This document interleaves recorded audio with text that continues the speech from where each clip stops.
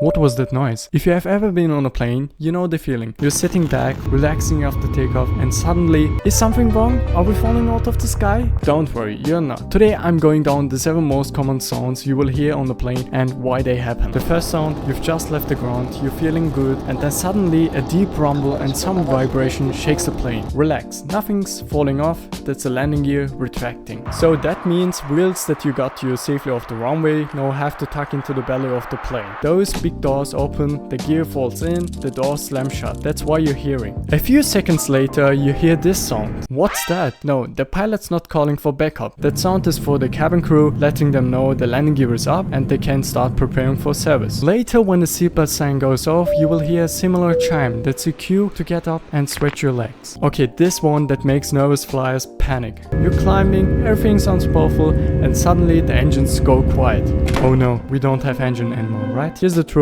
the pilots are reducing power. So takeoff requires max thrust, but once you're in the air, you don't need that much power to keep climbing. So they pull the throttles back from the takeoff power to climb power, which is quieter and more efficient. That means when the engine sounds like they're shutting down, they're actually just chilling out, man. The next one is when the engine suddenly rev up, then quiet down, then rev up again, like they can't make up their mind. That's the plane adjusting speed for a perfect landing. Wind gusts, turbulence, air traffic, all of that means that pilots or autopilot are tweaking power constantly to keep everything smooth. You've landed, you're cheering inside, then suddenly you hear this sound. Nope, we're not taking off again.